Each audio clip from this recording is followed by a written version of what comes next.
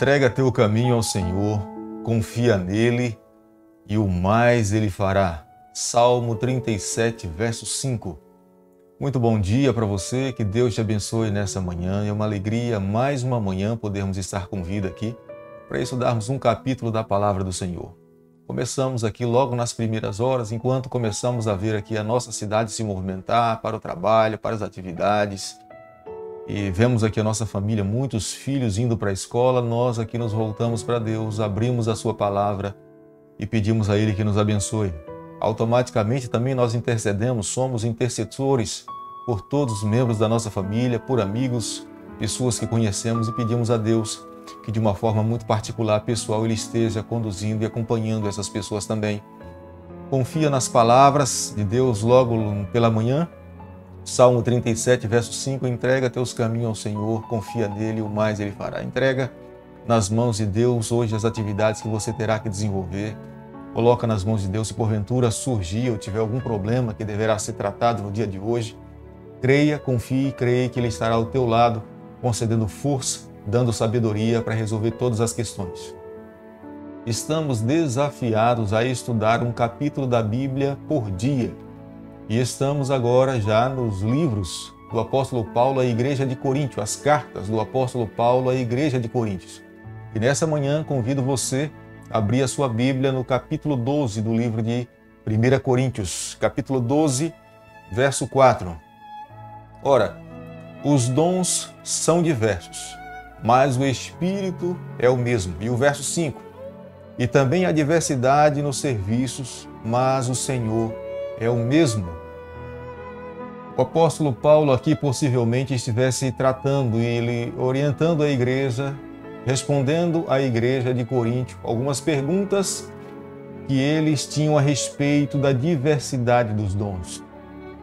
Como já vimos nos capítulos anteriores, a igreja de Corinto tinha passado por alguns problemas. Alguns de relacionamentos, outros problemas doutrinários, outros problemas morais.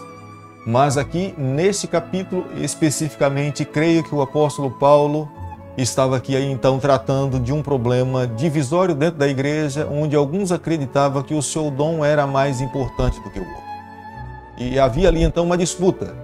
Quem é que canta, o que prega, quem é o melhor, quem é o que tem uma função mais importante, é o que está na porta, que é mais importante do que os outros. E aqui o apóstolo Paulo traz a memória daqueles irmãos dizendo, olha, todos os dons foram dados por Deus. Todos os dons foram dados por Deus pelo Espírito Santo para a edificação do corpo de Cristo. Nenhum membro é verdadeiramente sadio se ele está dentro do corpo de Cristo e ele não está trabalhando, ele não está desenvolvendo o seu dom de alguma forma. Deus não permite e não espera que nenhum filho enterre os seus talentos, enterre os seus dons. Mas Deus espera que todos os seus filhos, quando então agora, depois de serem batizados, de alguma forma ele passe a desenvolver os seus dons. Alguns irão cantar, outros irão pregar, outros irão recepcionar na porta, outros serão professores e outros terão outras funções. Mas dentro do corpo de Cristo, todos têm algum espaço para que possa desenvolver as suas habilidades. No Novo Testamento, e é o que nós estamos estudando nessa manhã, a ideia do Novo Testamento é a ideia que é trazida, e aqui o apóstolo Paulo está trazendo a ideia de Cristo e a ideia da igreja apostólica, onde os leigos, os irmãos da igreja, eles tinham essa liberdade para trabalhar dentro da igreja. E nós podemos ver que a ideia era a seguinte, todo membro da igreja, ele tinha uma responsabilidade, ele tinha uma função. Ele sabia perfeitamente o que Deus esperava que ele pudesse fazer. Por isso que aqui o apóstolo Paulo estava orientando, dizendo para eles. E você pode ver no capítulo 12, o verso 16. Se o ouvido disser, porque não sou olho, não sou corpo, nem por isso deixa de o ser. Paulo estava aqui orientando e dizendo, bom, todos têm uma função, todos têm uma responsabilidade. Cada um precisa de fato desenvolver alguma atividade para Deus. Todos os membros, independente de quem seja, mais novo, mais velho, ele tem sim uma responsabilidade, concede de Deus, o Espírito Santo, um dom, um talento para desenvolver dentro da igreja. A responsabilidade que a liderança da igreja possui é orientar, é ensinar, é mostrar para esses membros, para esses liderados, para essas pessoas que estão dentro da igreja, que eles têm um papel a desenvolver para o Senhor. Houve na história, em um período, uma distinção entre leigos e clero. No Novo Testamento, essas palavras se equivalem. Elas possuem o mesmo significado. E quando a igreja apostólica abraçou essa ideia e não havia distinção entre leigos e clero, onde todos trabalhavam juntos, onde todos usufruíam dos seus dons recebidos do Espírito Santo para a proclamação do Evangelho e para a edificação do corpo de Cristo, a igreja cresceu de uma forma poderosa. Na verdade, o diabo não está feliz quando o reino de Cristo nessa terra começa a avançar, quando a igreja começa a seguir aquilo que a palavra de Deus pede para que nós possamos fazer. E esta é uma orientação bíblica. 1 Coríntios, capítulo 12, nós podemos ver que o apóstolo Paulo ele faz aqui, nos dá um exemplo de que o corpo de Cristo é um organismo vivo. Todos nós trabalhamos para Deus. Cristo é o cabeça. Mas quando nós desenvolvemos os nossos dons, automaticamente nós crescemos e avançamos o reino de Cristo aqui nessa terra. Mas o adversário do Senhor não está satisfeito quando a igreja começa a trabalhar dessa forma e automaticamente ele trouxe separação. Somente um grupo de pessoas poderia interpretar a Bíblia ou dizer quais eram as verdades que estavam contidas na Bíblia. Os leigos, chamados assim, eles eram passivos em tudo. Até a própria estrutura da igreja falava sobre isso. O clero se assentava lá em cima, eram eles que falavam, eram eles que orientavam, eram eles que ministravam as atividades, enquanto os leigos ficavam aqui embaixo sentados, ouvindo, participando de uma forma passiva de tudo. Automaticamente, não havia um desenvolvimento, não havia um crescimento.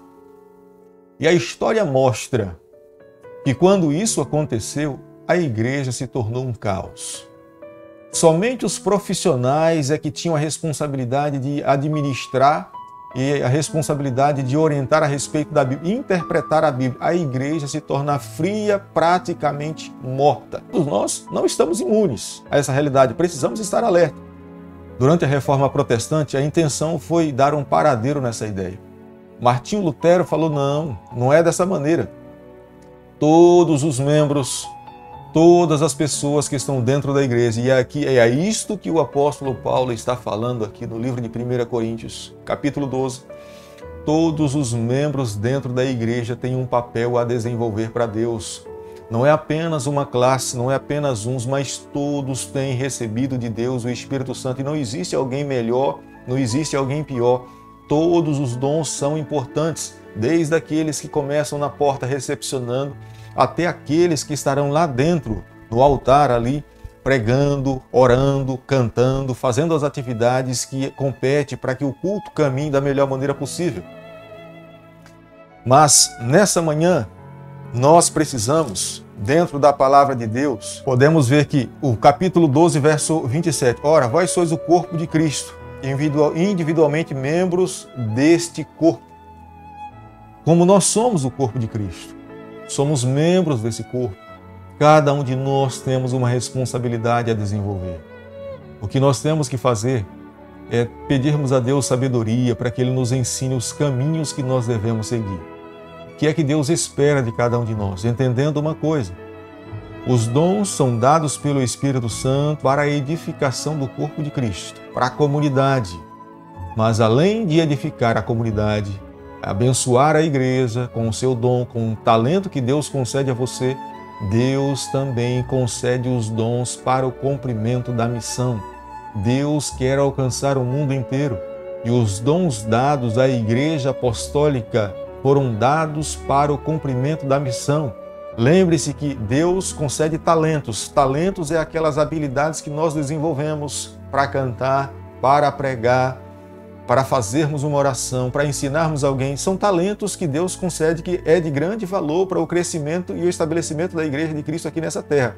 Existem os dons espirituais, que é dons de cura, os dons de profecia, dons de língua. Esses dons são dons especiais dados por Deus, para que também a pregação possa ser avançada. Mas entenda uma coisa, e a edificação do corpo de Cristo. Mas nós precisamos compreender uma coisa. É o Espírito Santo que usa o vaso. Não somos nós que usamos o Espírito Santo. É Ele que se apossa da criatura, do vaso, para que Ele, no momento certo, na hora certa, Ele use da maneira que Ele queira. Não sou eu que uso o Espírito Santo e falo, bom, agora eu quero usar o Espírito Santo e eu vou fazer isso. Não.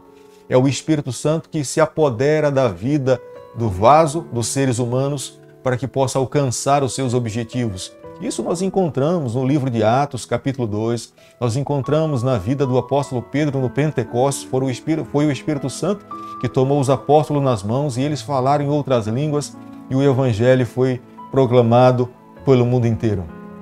Amigo, nessa manhã, o que eu e você temos que fazer a cada manhã é nos voltarmos para Deus como temos feito a cada manhã.